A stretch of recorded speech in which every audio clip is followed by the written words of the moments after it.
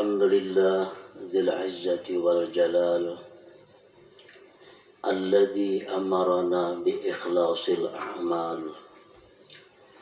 أشهد أن لا إله إلا الله وحده لا شريك له ذو القوة والكمال.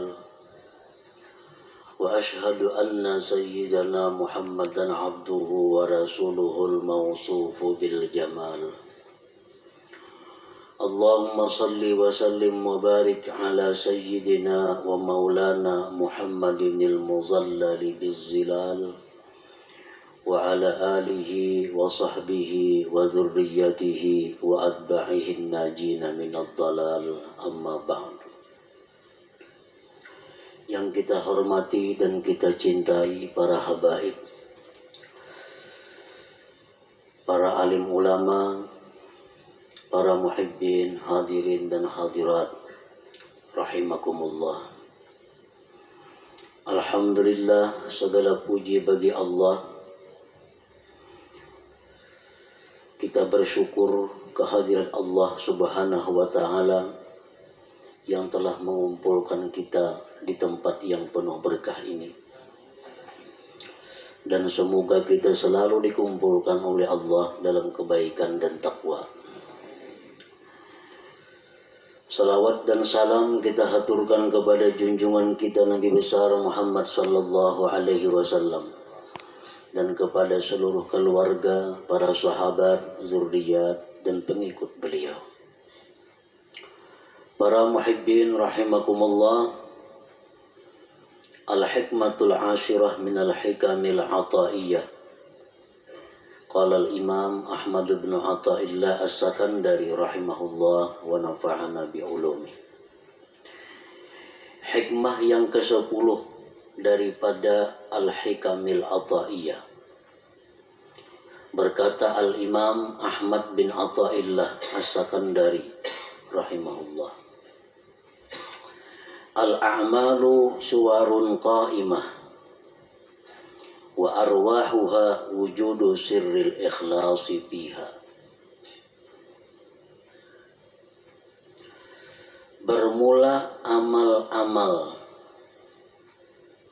adalah rupa-rupa yang berdiri,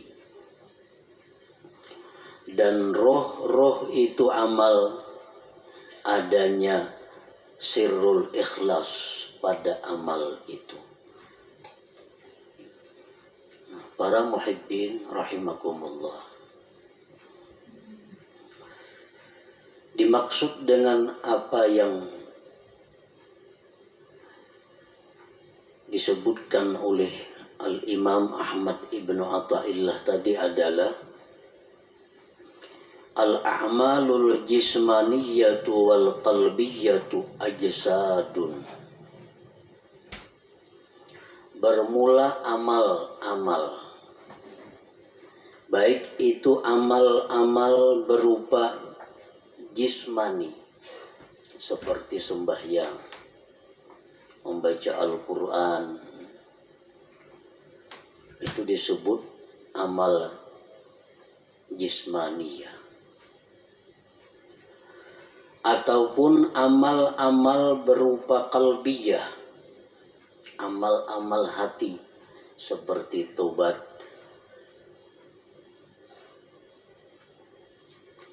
ajsadun, amal-amal itu seperti jasad, seperti tubuh. Wa arwahuha wujudul ikhlasi fiha, maka bermula roh amal itu adalah adanya ikhlas pada amal-amal itu. Fal ajsadu bila arwah sakitatun mayitatun. Bermula jasad dengan tidak ada rohnya, maka itu akan jatuh gugur dan mati. Wa kadzalikal a'mal, demikian pula amal-amal, la qiyamalaha, tidak ada tegak dengannya, illa biwujudil ikhlasi fiha, melainkan dengan adanya ikhlas pada amal-amal itu. Para muhibbin rahimakumullah, Imam Ahmad Ibnu Athaillah mencontohkan amal perbuatan kita ini, baik yang jismani atau yang rohani, itu seperti tubuh, seperti jasad. Sedangkan rohnya adalah ikhlas. Artinya bahwa amal yang kita lakukan itu kalau tidak ikhlas berarti tidak punya roh. Jasad yang tidak punya roh itu akan dikubur, akan tidak bisa dimanfaatkan. Nah, demikian pula amal ibadah kita yang tidak ada ruhnya, tidak ada ikhlasnya, akan tersia-sia, tidak diterima di sisi Allah Subhanahu wa ta'ala.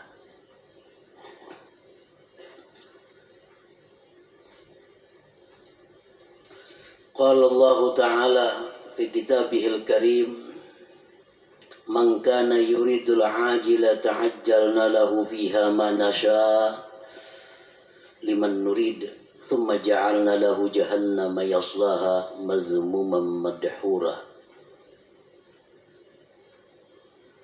Barang siapa yang beribadah kepada Allah, sembahyang, puasa, membaca Al-Quran, menuntut ilmu, beriktikaf, bersedekah, berwakaf. Barang siapa yang beribadah kepada Allah dengan tujuan duniawi, nah, dengan tujuan dunia, orang bersedekah tujuan supaya dipuji, dia sembahyang dengan tujuan disanjung orang, maka ujar Tuhan, kami segerakan baginya padanya yang kami kehendaki bagi orang yang kami kehendaki. Maka artinya yang dia maksud dengan pujian itu akan didapatkannya.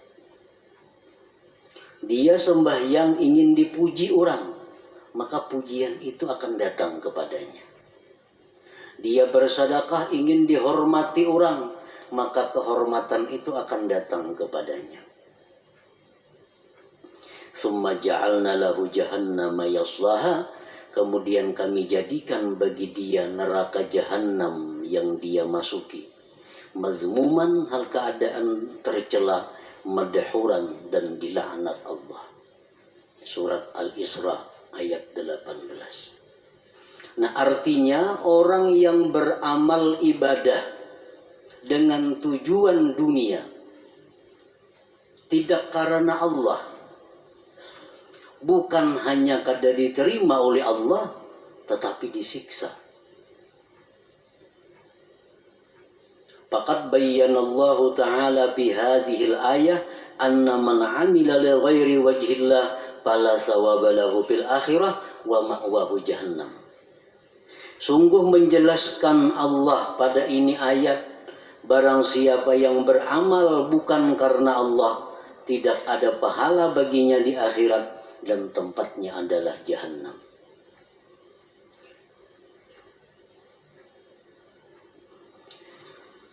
Para muhibbin rahimakumullah, Rasulullah sallallahu alaihi wasallam bersabda, innal abda la ya'malu a'malan hasanah fatas'adul malaikatu fi suhufin mukhtatamah fatulqa baina yadayillahi ta'ala fayaqulu alqu hadhihi sahifah fa innahu lam yurad bima fiha wajhi. Yang artinya, sesungguhnya seorang hamba beramal-amal kebaikan, sembahyang, puasa, zakat, sedekah, haji, umrah, dan sebagainya, maka naiklah malaikat membawa buku-buku catatan amal tersebut, kemudian diserahkan kepada Allah Subhanahu wa ta'ala. Maka Allah berfirman, limparkan ini catatan amal, bahwasanya dia tidak dikehendaki dengan yang ada pada catatan itu akan zatku, ujar Tuhan. Artinya buang itu amalan, karena inya beramal itu bukan karena aku. Waqala Rasulullah sallallahu alaihi wasallam, idza kana akhiruz zaman sarat ummati thalasa firaq, firqatun ya'buduna Allah khalisa, wa firqatun ya'buduna Allah riya'a, wa firqatun ya'buduna Allah liyastaqilu bihin nas. Fayaqulullahu azza wa jalla lil mukhlisin idhabu ilal jannah, wa yaqulu lil akharin idhabu bihim ilan nar. Apabila akhir zaman, ujar Rasulullah, jadilah umatku itu 3 kelompok, 3 golongan. Satu golongan yang beribadah kepada Allah ikhlas. Golongan yang lain ada yang beribadah riya, mengharapkan sesuatu dari makhluk, baik itu materi atau pujian. Satu golongan yang beribadah kepada Allah untuk mencari makan dengan manusia. Allah berfirman pada hari kiamat, bagi orang-orang yang ikhlas, masuklah kalian ke dalam surga. Dan Allah berfirman bagi yang lainnya, pergilah dengan mereka itu ke dalam api neraka. Para muhibbin rahimakumullah. Dengan dalil-dalil ini jelas bahwasanya ikhlas itu adalah satu kewajiban yang mesti ada dalam setiap amal ibadah. Tanpa ikhlas, amal ibadah itu tersia-sia dan kita pun akan disiksa oleh Allah Subhanahu wa ta'ala. Nah, para muhibbin rahimakumullah, dengan demikian kita wajib belajar apa itu ikhlas. Dan kita wajib berusaha untuk bisa mendapatkan ikhlas itu, agar kita menjadi orang yang selamat di akhirat nanti. Nah, berbagai macam pendapat para ulama tentang ikhlas itu apa. Satu syekh mengatakan ikhlas itu ini. Ada lagi imam ini mengatakan ikhlas itu macam ini. Ada lagi seorang guru menyatakan ikhlas itu macam ini. Nah, kita ambil dari sekian banyak pendapat tentang ikhlas itu satu pendapat daripada para imam-imam itu. Al-ikhlasu ala salasi darajat. Ikhlas itu 3 tingkat. 3 tingkatan. Yang pertama disebut darajatil awam. Ikhlas tingkatan orang awam. Ini ikhlas sudah ada punya harga di sisi Allah, walaupun murah daripada tingkatan yang berikutnya, tapi sudah dihargai oleh Allah. Kita beribadah sembahyang, kita pakai ikhlas orang awam, itu sudah berharga, cuma harganya lebih murah dibanding ikhlas tingkatan-tingkatan yang berikutnya. Nah, ikhlas orang awam ini artinya adalah ifradul haq bi kasdil ibadah ma'a talabil huzuzid dunyawiyyati wal ukhrawiyyah ka hifzil badan wal mal wa sa'atir rizq wa dukhulil jannah wan najati minan nar. Ikhlasnya orang awam itu adalah mengesahkan Tuhan pada tujuan ibadah. Memang ini beribadah itu tujuannya adalah semata-mata karena Allah. Tidak ada karena yang lain. Nah, ini sembahyang karena Allah. Tetapi beserta meminta, menuntut bahagian-bahagian duniawi dan ukhrawi. Inya sembahyang karena Allah. Di samping itu, mudahan diluaskan Allah rezeki, mudahan dipeliharakan Allah harta nang ada, mudahan mati masuk ke surga, mudahan terhindar daripada api neraka contohnya. Nah, ini sudah ikhlas untuk golongan orang-orang awam. Inya bazakatunya karena disuruh Allah, perintah Allah, tetapi inya ada minta kepada Allah. Dengan bazakat ini dia minta kepada Allah agar hartanya bertambah, hartanya terpelihara, hidupnya selamat dunia dan akhirat. Nah, ini ikhlasnya orang awam. Beribadah semata-mata hanya karena Allah, tetapi ada minta macam-macam dengan Allah, baik itu urusan duniawi atau ukhrawi. Nah, ini sudah masuk ikhlas, walaupun ikhlas yang paling rendah.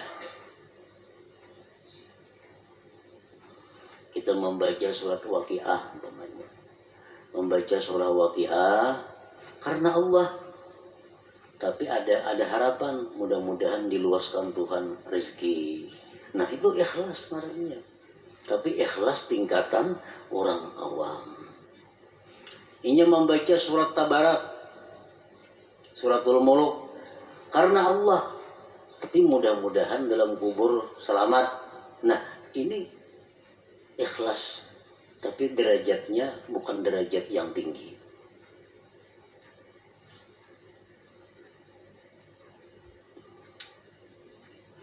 Yang kedua, darajatul khawas, derajat ikhlas orang khawas.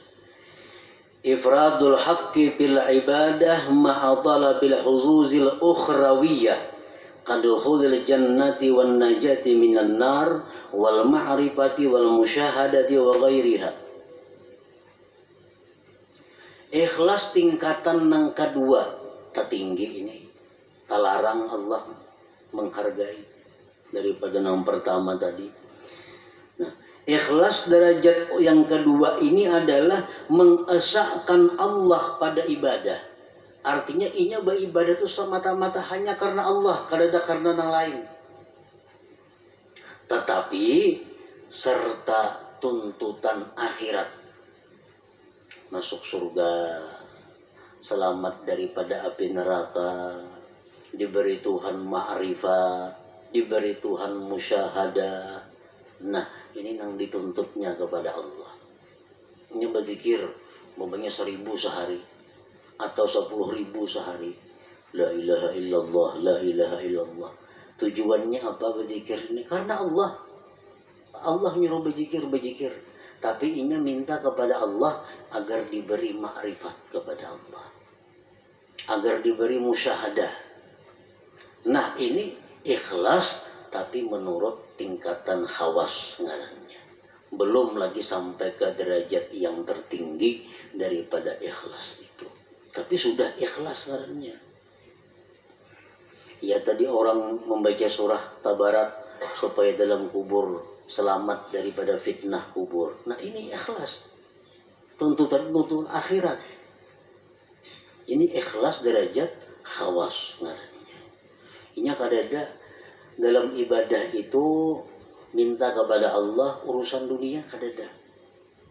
Nah, beribadah kepada Allah karena Allah, nang dimintanya kepada Allah urusan akhirat. Kadada urusan disihatkan badan, kadada urusan dimurahkan rezeki, kadada urusan berdagang supaya payu, kadada. Urusannya apa? Inya beribadah nih karena Allah, nang dimintanya kepada Allah urusan akhirat. Nah, ini ikhlas tingkatan yang nomor 2. Ini lebih hebat daripada yang pertama tadi. Yang ketiga, darajatul khawasil khawas. Nah, ini derajat yang tertinggi. Tahqiqul ubudiyah wal qiyamu bi huquqir rububiyyah bil ibadah. Dia beribadah itu semata-mata memantapkan kehambaannya dan mendirikan dengan hak Tuhannya. Aku beribadah ini semata-mata karena Allah dan aku ini adalah hamba Allah, titik. Perkara masuk surga, perkara neraka itu kada tahu urusannya. Nah, inya berzikir karena menjunjung perintah Allah, habis ingat situ. Inya sembahyang, aku semata-mata menjunjung perintah Tuhan karena aku nih hamba, aku mesti sembahyang. Habis ingat situ. Kadada macam-macam lawan Tuhan tuh kehendak permintaan kadada. Nah, inilah derajat ikhlas yang tertinggi itu. Nah, para muhibbin rahimakumullah. Jadi apapun di antara derajat ikhlas yang 3 macam itu, apabila ada di dalam amal ibadah kita, maka amal ibadah kita itu sudah hidup, sudah punya roh. Artinya ada harga di sisi Allah Subhanahu wa taala. Kita membaca Quran, di dalam situ ada ikhlas, walaupun derajat-derajat orang awam sudah selamat. Apalagi kita membaca Quran, di situ ada ikhlas derajatnya orang khawas, lebih larang lagi Allah menghargai. Apalagi ikhlas nang nomor 3, makin larang lagi harganya. Makanya ibadah itu dibalas 10, bisa 70, bisa 100, bisa lebih pada itu, tergantung mutunya ibadah itu, tergantung kualitasnya ibadah itu. Para muhibbin rahimakumullah. Nah, jadi kita sudah tahu pentingnya ikhlas tadi.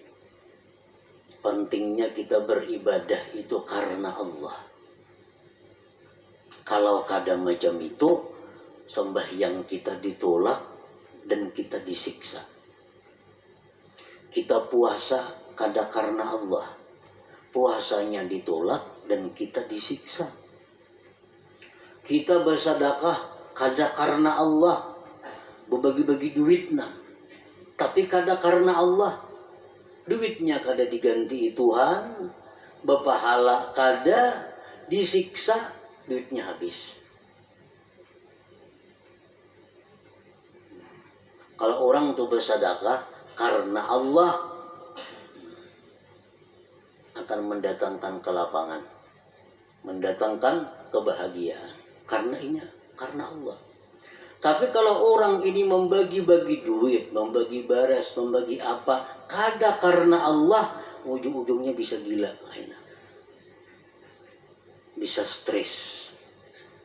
Karena kada karena Allah. Nah, ini akibatnya dalam dunia pun sudah menderita.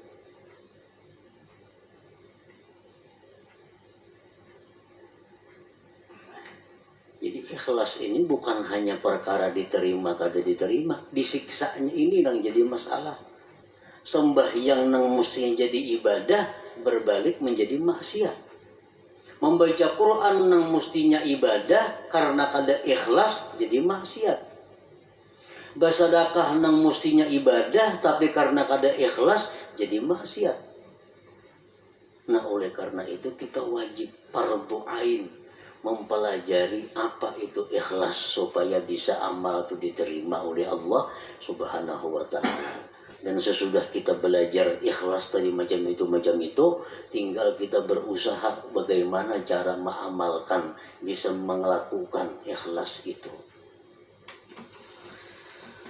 Para muhibbin rahimakumullah, yuktasabul ikhlas bitadabburil ayati wal akhbar bitarghibil ikhlas wa tarhibir riya. Nah, supaya kawa ikhlas, kita sudah tahu tadi ikhlas tadi ibadah nang karena Allah, kada ada karena nang lain-lain, itu ikhlas. Tahu sudah kita. Cuma kayak apa supaya kau menerapkan itu di dalam ibadah kita. Nah, ikhlas itu diusahai pertama dengan merenungi ayat-ayat, hadis-hadis yang menggemarkan ikhlas dan menakuti riya. kita cari, kita renungi Al-Quran, bagaimana memuji orang yang ikhlas. Al-Quran, Al-Hadis, bagaimana menerangkan akibat surga terhadap orang yang ikhlas. Al-Quran, Al-Hadis menakutkan bagaimana orang yang kada ikhlas. Orang yang kada ikhlas itu sebab amal, apapun amal ibadah kada ikhlas, itu di akhirat dipanggil Allah dengan panggilan ya munafik, hai munafik. Ya ghadir, hai penipu. Nah, kita tuh beribadah kada ikhlas. Allah memanggil di akhirat dengan panggilan hai penipu, hai orang munafik. Nah, ini yang kita renungi hadis-hadis seperti ini agar kita bisa ikhlas.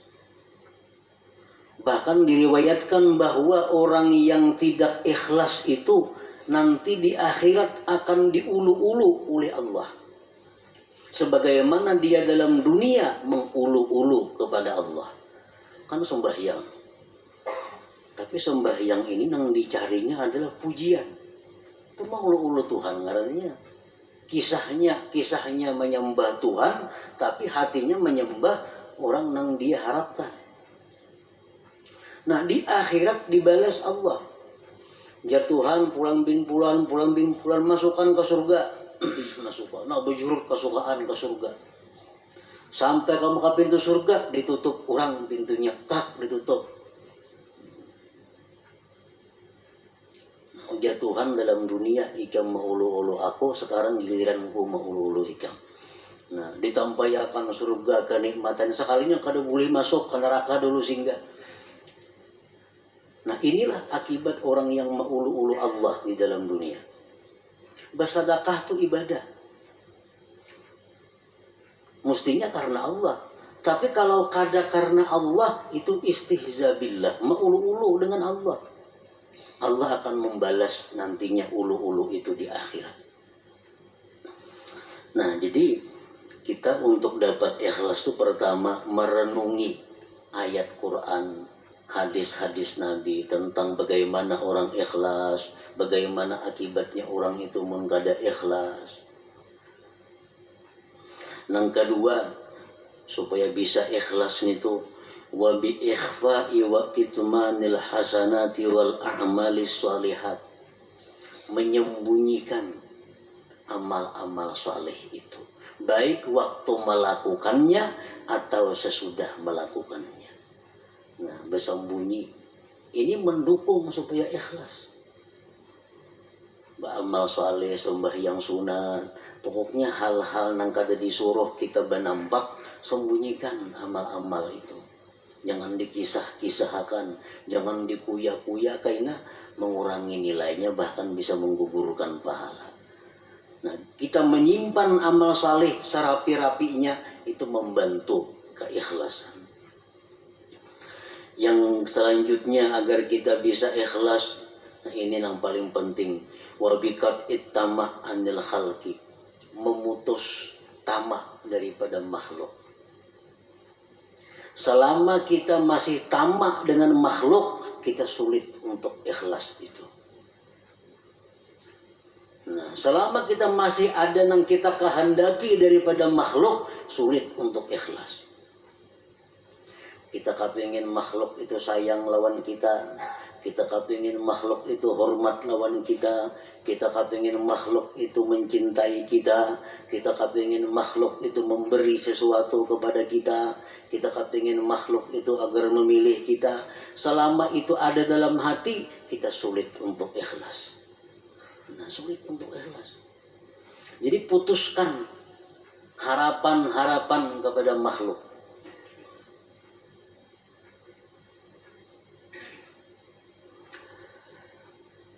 Wa bidawamir riyadhati wal mujahadah, dan juga dengan selalu latihan dan berjuang.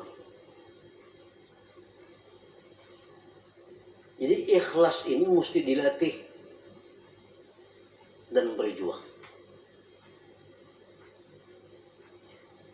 Dikisahkan bahwa salah seorang salihin Salah seorang salihin ini sembahyang berpuluh-puluh tahun hanya di saf pertama. Sembahyang berjamaah. Saf kedua kada biasa, apalagi masbuk makin kada. Selalu di saf pertama. Suatu hari Sidin ada terlambat. Padahal sudah 10 tahun lebih selalu di saf pertama sembahyang berjamaah. Suatu hari ada masalah sehingga datang ke masjid masbuk.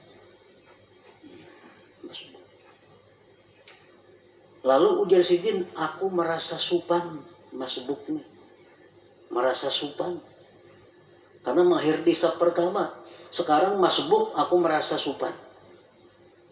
Nah, begitu merasa supan, lalu Sidin menyimpulkan bahwa yang selama ini aku sembah yang di saf pertama itu adalah riya, bukan karena Allah. Buktinya aku hari ini supan sembahyang masbuk. Lalu ujar Sidin sembahyang yang sekian puluh tahun tadi, aku qadha hari demi hari, aku hari demi hari diqadha. Nah, ini ngarannya adalah riyadhah wal mujahadah. Nah, kita sembahyang ada tadi asa ada riyanya, ulangi sembahyang biasa yang di rumah sorangan sampai bujur-bujur murni sembahyang kita. Kita tadi berzikir, kita tadi membaca Quran di tengah orang banyak. Tadi rasanya asa ada riya nih. Kayaknya di kamar buliki sorangan membaca. Nah, ini riyadhah wal mujahadah. Untuk mendatangkan ikhlas ke dalam diri kita.